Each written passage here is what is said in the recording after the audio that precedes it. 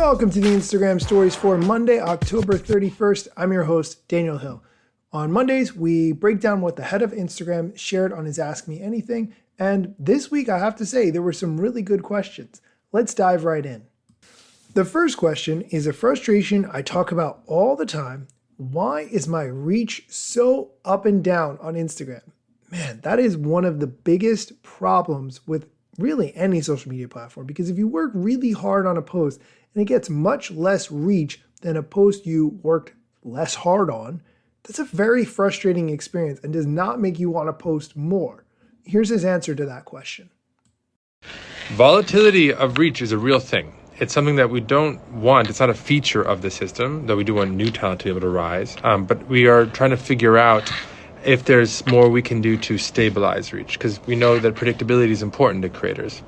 That said, it's also important that Instagram is interesting to people. If it's more interesting, then people will spend more time on Instagram, and then reach will go up on average for creators. So it's a tension that we are trying to manage. I really like that Instagram is working on a solution to address this. It sounds like they're focusing more on the friends who you want to see your posts, seeing your posts, and guaranteeing that they do so without creating a separate feed or so. I don't know. I'm surmising based on that answer, but it's nice to realize they're at least thinking about this problem. The next question, why are you completely gutting the reach of photo-based accounts? I mean, that's probably not exactly happening, but I bet it feels like it does to a lot of accounts that got much better reach in the past. Here's his answer. We're not looking to gut reach for photo-based accounts. I do think we went too far on video over the summer, and since I think we've rebalanced things, so I believe, and from the data I see and a lot of the photo creators I've talked to, things have stabilized over the last month. But if that's not what you're seeing, please let us know. Okay, I think there's a certain acknowledgement that it's gone too far toward video, but that's what happens when you try to be an all-inclusive platform that handles every different kind of format. You know, how often do you see people go live? Do you remember when going live was such a big deal? But now there's so many other ways to communicate on Instagram that going live kind of goes by the wayside. Let's go on to the next question. My account keeps getting hacked. Can you fix? Best thing you can do to reduce the likelihood that you get hacked is turn on two-factor authentication. Turn on two-fac. And please, if you can, use an authenticator app. Don't use an SMS number.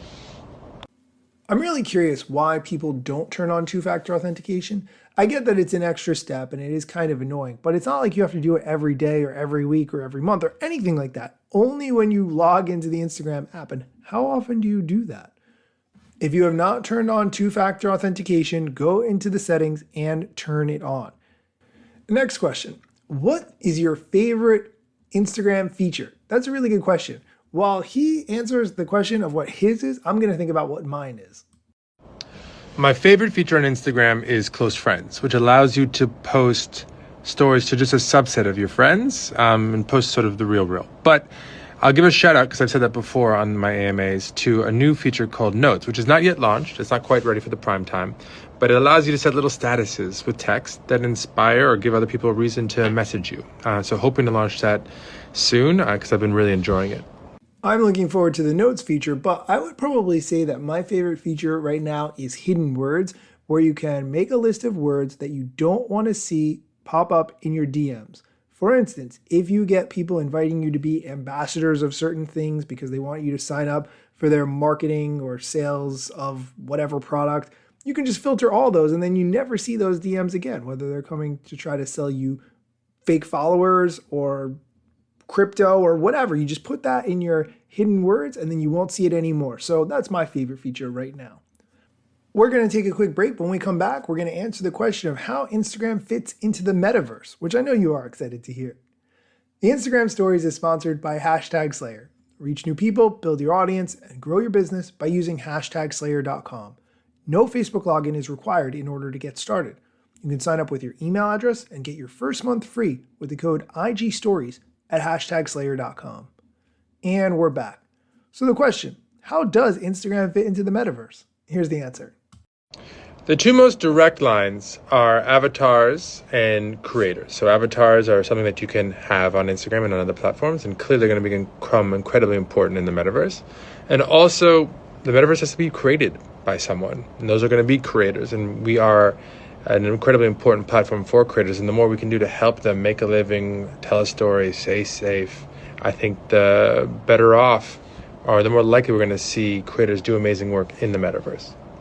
I am not 100% sold on the metaverse, at least not in its current iteration for mass consumption. I was reading an article recently that explained why Facebook is investing so hard in the metaverse, which was basically the fact that since Apple was able to turn on that do not track and affect Facebook's business by such a large margin, Facebook had two options. Number one, build their own phone-related device and platform, similar to what Apple has, which would be a tough area to compete in, or start on a completely new platform that no one else is really invested in, so that by the time people are interested in it, they're already there and they control the whole thing start to finish.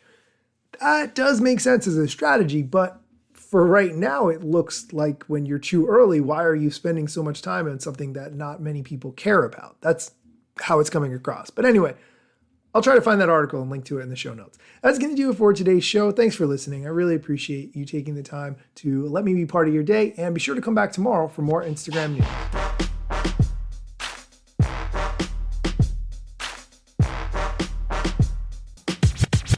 I'm not yet a member of the Instagram team, but my podcast covers many Instagram themes. But the name, image, logos are trademarks of Instagram and the LCC in the USA and every territory. Everything I publish independently until Zuck returns my DMs and starts to pay my salary. Not sponsored or endorsed, no lies, no fallacies. I use their logo with permission, not malicious or callously. No trademark violation, filling all criteria. Follow me on Instagram or Twitter at Daniel Hill Media.